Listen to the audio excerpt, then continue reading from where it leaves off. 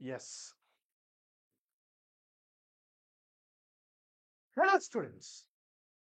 Welcome to Arthashastra Learning.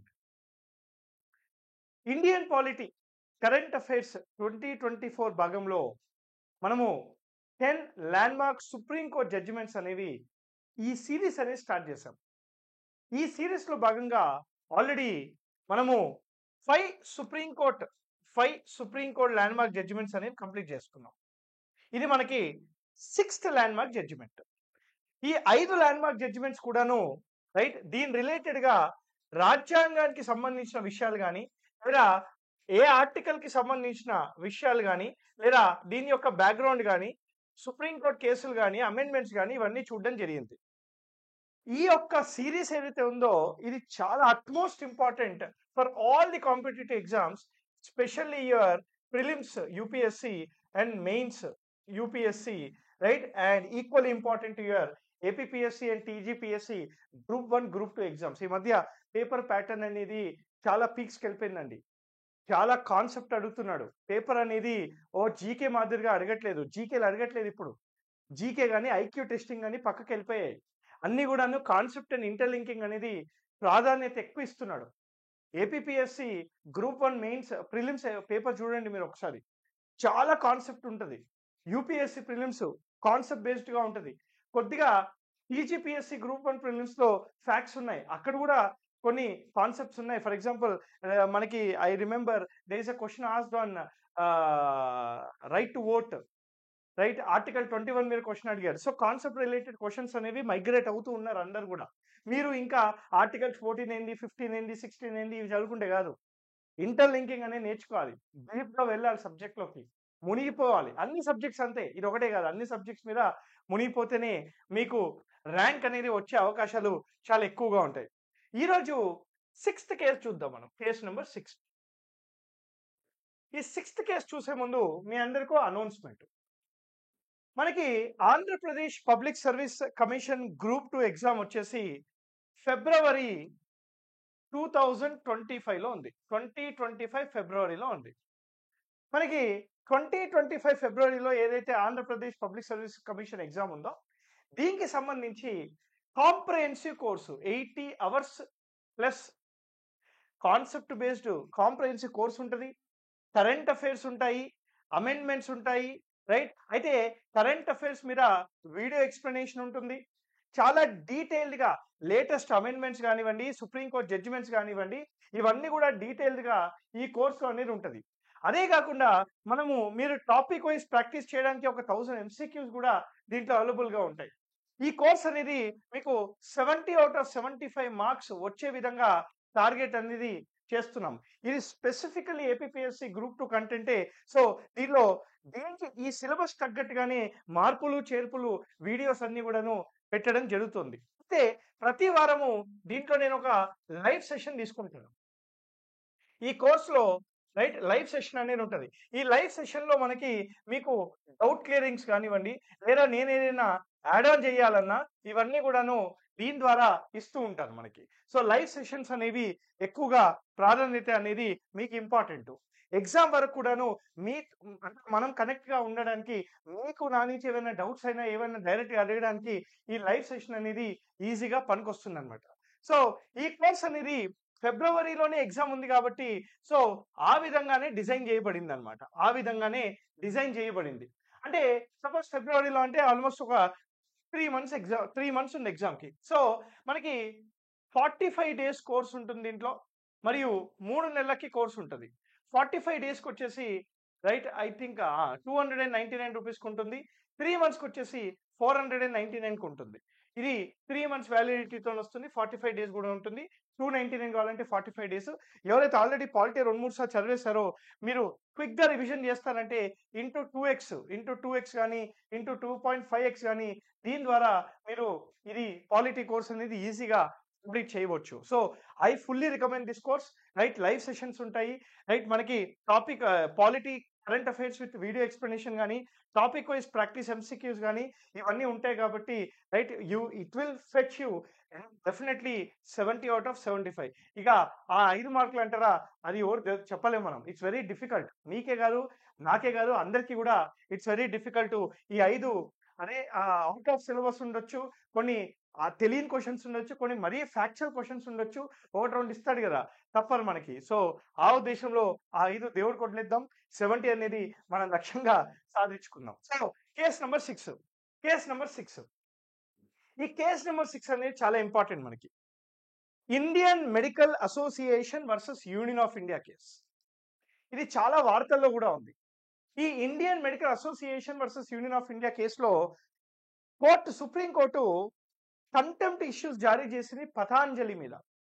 Patanjali products ఏవైతే ఉంటాయో ఈ ప్రోడక్ట్స్ అనేవి మిస్లీడింగ్ గా ఉన్నాయి, యాడ్స్ అనేవి మిస్లీడింగ్ గా ఉన్నాయి అని చెప్పి వీళ్ళు ఈ యాడ్స్ అనేది ఆపేయాలి అని చెప్పి కంటెంప్ట్ అనేది జారీ చేసింది సుప్రీంకోర్టు. అంటే article 19 clause 1 sub clause A ప్రకారంగా భావ స్వేచ్ఛ అనేది అందరికి వస్తుంది. భావాన్ని తెలియజేసే స్వేచ్ఛ. మరి ఆ భావాన్ని తెలియజేసే స్వేచ్ఛలో మనకి ఈ మిస్లీడింగ్ యాక్ట్స్, మిస్రిప్రజెంటేషన్, తప్పు సమాచారాలు స్ప్రెడ్ చేయవచ్చా అనేది ఇక్కడ క్వశ్చన్ మార్క్ అనమాట. నాకు అనేకమైన సుప్రీంకోర్టు కేసెస్ ఉన్నాయి. దానిలో ముఖ్యమైన case Dard Dawakhana versus Union of India case.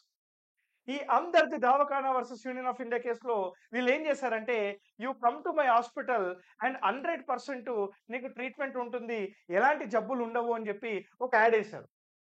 ఈ యాడ్ వాళ్ళు వేయడంలో వాళ్ళకి అధికారం ఉంది, హక్కు ఉంది. ఆర్టికల్ 19 క్లాస్ ఏ ప్రకారంగా, ఆర్టికల్ 19(1)A ప్రకారంగా వాళ్ళు యాడ్ వేసుకోవచ్చు. వాళ్ళ భావాన్ని తెలియజేస్తున్నారు. ఈ యాడ్ చూసి నిజంగానే 100% క్యూర్ అవుతుంది అని చెప్పేసి వెళ్ళి డబ్బులు కట్టేస్తారు, వీళ్ళని నమ్ముతారు. వీళ్ళకి సైడ్ ఎఫెక్ట్స్ రావచ్చు, ఆ జబ్బు క్యూర్ కాకపోవచ్చు, ఇంకో జబ్బు రావచ్చు, వీళ్ళ డబ్బులు పోతాయి. సో ఇవన్నీ ఉంటాయి కాబట్టి ఇది మిస్లీడింగ్ గా ఉంది అని చెప్పి భావించి రైట్ సుప్రీంకోర్టు పతాంజలి ఈ దర్ద్ దవాఖానా కేసులో కూడా providing advertisement is right under article 19 clause 1 sub clause A, but you cannot ensure or you cannot put misrepresentation as part of your freedom of speech and expression అని చెప్పి దర్ద్ దవాఖానాలో చెప్పడం జరిగింది. సేమ్ ఇది కూడా అంతే అన్నమాట. మనకి అదే కాదు, చాలా కేసెస్ ఉంటాయి. ఇంకా మనకి ఏం కేసులు ఉంటాయి? ఒక కేసు ఉంటుంది మ్యాగీ మీద. 2 minutes లో మ్యాగీ అవుతుందని చెప్తాడు. 2 minutes లో మ్యాగీ ఎప్పుడైతుంది? నేను తినేటప్పుడా? స్టార్ట్ చేస్తే 2 నిమిషాలు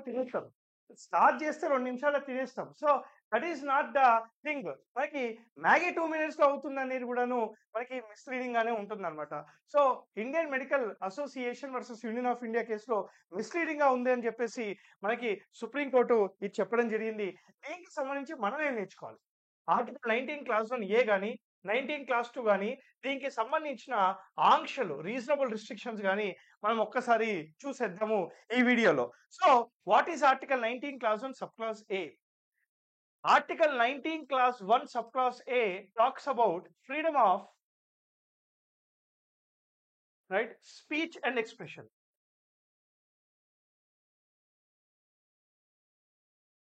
freedom of speech and expression. Article 19 sub class 1 sub clause A talks about భావ స్వేచ్ఛ, భావాన్ని తెలియజేసే స్వేచ్ఛ. ఈ భావ స్వేచ్ఛ మనకి ఆర్టికల్ 19 క్లాస్ 1 సబ్ క్లాస్ ఏలో ఎలా వస్తుంది? మీరు మీ యొక్క భావాన్ని రైట్ ఒక స్పీచ్ ద్వారా తెలియజేయచ్చు, మాట్లాడి తెలియజేయచ్చు, లేదా మీ యొక్క భావాన్ని డాన్స్ రూపంలో తెలియజేయచ్చు, మీ యొక్క భావాన్ని సింగింగ్ ద్వారా తెలియజేయచ్చు. You can sing a song and నీ యొక్క ఫీలింగ్స్ ని తెలియజేయచ్చు, లేదా నీ భావాన్ని ఒక ఆర్టికల్ రూపంలో తెలియజేయచ్చు, లేదా ఒక లెటర్ రాసి తెలియజేయచ్చు, లేదా ఒక బుక్ రాసి తెలియజేయచ్చు. Article 19 clause 1 sub clause A allows any type of, ఏ విధంగా జస్టర్స్ రైట్ సైగలు చేసి తెలియజేయచ్చు. అదే విధంగా article 19 clause 1 sub clause A ప్రకారంగా మీడియా అండ్ బ్రాడ్కాస్టింగ్, మనకి పేపర్లలో ఆర్టికల్ కానివ్వండి, లేదా లైవ్ సెషన్స్ లో ఏదైనా లైవ్ జరిగేటప్పుడు కూర్చొని భావాన్ని తెలియజేయడము అవన్నీ చేసుకోవచ్చు. అదేవిధంగా జర్నల్ పబ్లిష్ చేయొచ్చు. సోషల్ మీడియా ద్వారా కూడా నీ యొక్క భావాన్ని తెలియజేయచ్చు. స్నాప్చాట్ కానివ్వండి, ట్విట్టర్ కానివ్వండి, ఫేస్బుక్ కానివ్వండి, ఇన్స్టాగ్రామ్ కానివ్వండి, థ్రెడ్స్ కానివ్వండి, ఏదైనా కూడా పోస్టులు పెట్టో లేదా యూట్యూబ్ ద్వారా వీడియో పెట్టో మీ యొక్క భావాన్ని తెలియజేయొచ్చు సోషల్ మీడియా ద్వారా. అంటే రీసెంట్ గా Bijoe Emmanuel versus state of Kerala కేసులో Supreme Court said right to remain silent. Right to remain silent is also part of article 19 clause 1 sub clause A. Right, silent గా ఉండడం కూడా భావాన్ని తెలియజేయడమే అని చెప్పి సుప్రీంకోర్టు చెప్పింది Bijoe Emmanuel versus right state of Kerala కేసులో. అదే విధంగా రైట్ టు ఇన్ఫర్మేషన్ అనేది మనకి వినీత్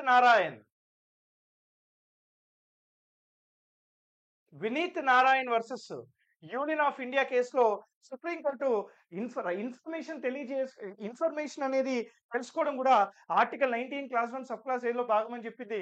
అదేవిధంగా మనకి ADR versus Union of India case, మనకి ఎలక్టోరల్ బాండ్ లో కేసులో కూడా సుప్రీంకోర్టు రైట్ టు నో కానీ రైట్ టు ఇన్ఫర్మేషన్ అనేది మనకి ఆర్టికల్ 19 క్లాస్ 1 సబ్ క్లాస్ ఏలో భాగం అని చెప్పింది.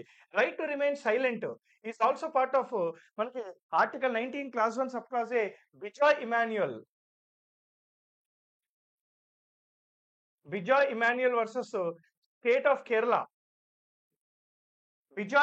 వర్సెస్ స్టేట్ ఆఫ్ కేరళ, కేసులో కూడా Supreme Court article 19 clause 1 sub clause ఏలో భాగం అని చెప్పింది. అదేవిధంగా right to access to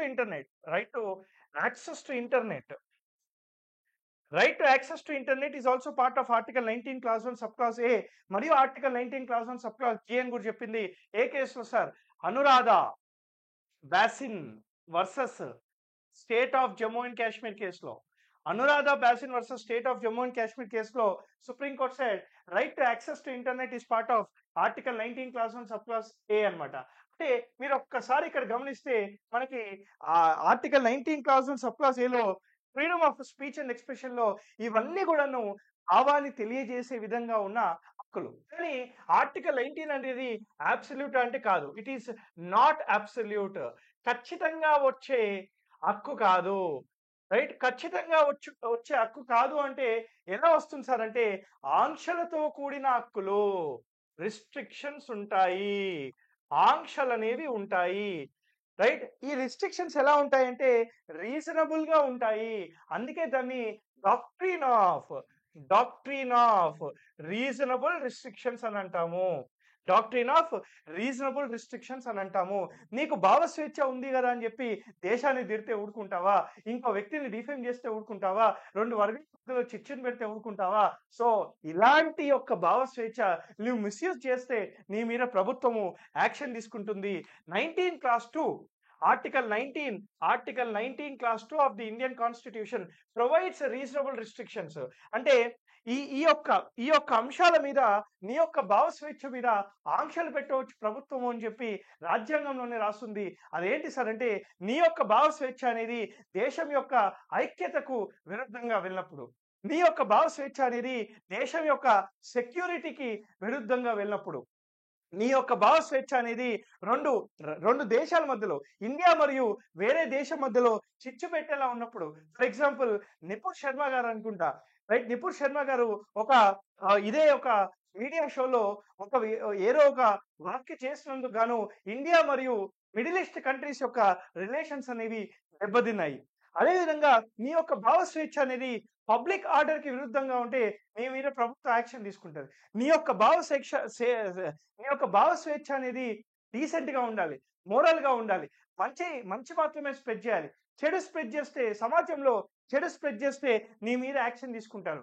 right, నన్ను నమ్ము, 2 కూతుళ్ళను చంపేసాయి, నేను మళ్ళీ బతికిస్తాను అనే బాబాలు చెప్తూ ఉంటారు. అప్పుడప్పుడు వాళ్ళని నమ్మి ఎవరో ఆంధ్రప్రదేశ్ లో 2 కూతుళ్ళని చంపేసుకున్నారు.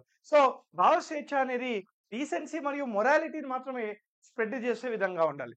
అదేవిధంగా కంటెంప్ట్ ఆఫ్ ది కోర్ట్ ధిక్కరణ.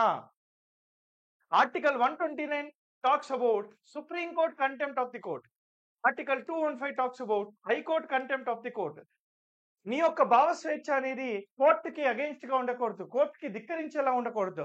అలా ఉంటే contempt of the court act 1971 ప్రకారంగా the state will take an action against you. అదేవిధంగా నీ యొక్క భావ స్వేచ్ఛ అనేది వేరే వ్యక్తులను డిఫేమ్ చేసేలా ఉండకూడదు, వేరే వర్గాలను డిఫేమ్ చేసేలా ఉండకూడదు. నీ యొక్క భావ స్వేచ్ఛ అనేది ఇన్సైట్మెంట్ ఏ క్రైమ్ అనేది ఉండకూడదు, చిచ్చు పెట్టేలా ఉండకూడదు. 2 కులాల మధ్యలో, 2 వర్గాల మధ్యలో, 2 సెక్షన్ల మధ్యలో, 2 మత మధ్యలో చిచ్చు పెట్టేలా నీ యొక్క భావ స్వేచ్ఛ ఉంటే ప్రభుత్వం అనేది యాక్షన్ తీసుకుంటది. ఇది expected for the exam. Right. Question అనేది ఆర్టికల్ 19 క్లాస్ 2 లో ఏ రీజనబుల్ రిస్ట్రిక్షన్స్ రాసున్నాయని అంటాడు. There are 8 reasonable restrictions. మనకి పబ్లిక్ ఆర్డర్ చూసినా, సెక్యూరిటీ ఆఫ్ ద స్టేట్ చూసినా 2 ఒకటిగా అనిపిస్తాయి, 2 వేరే వేరే.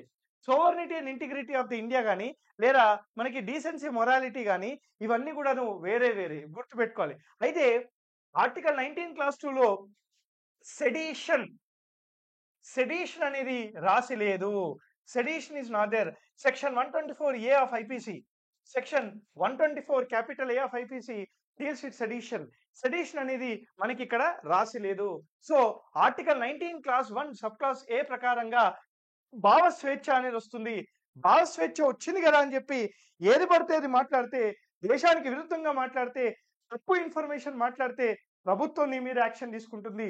అదే మనకి ఈ పతాంజలి కేసు కానీ, అమ్దర్ద్ దవాఖానా కేసు కానీ చూడటం జరిగింది. సుప్రీంకోర్టు మిస్లీడింగ్ గా ఉండకూడదు, నువ్వు చెప్పే ఏ విషయం అయినా కూడా మిస్లీడింగ్ గా ఉండకూడదు అని చెప్పి సుప్రీంకోర్టు అనేది ఈ యొక్క కేసులో చెప్పడం జరిగింది.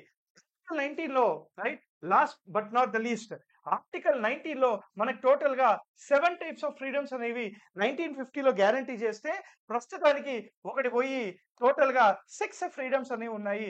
ఆ ఒకటి ఏంటి సార్ అంటే article 19 clause 1 sub class F, right property అనేది 44వ రాజ్యాంగ సవరణ చట్టం ద్వారా ప్రాథమిక హక్కుల నుంచి తీసేసి article 300 capital A legal right లో పెట్టారు. It is no part of the legal right. It is now part of the legal right. I hope this is clear now. So this is your case number 6. So ఇది Indian Medical Association versus Union of India case. Chalo, I'll see you guys again in my next video with another case. Till then, thank you very much. Jai Hind.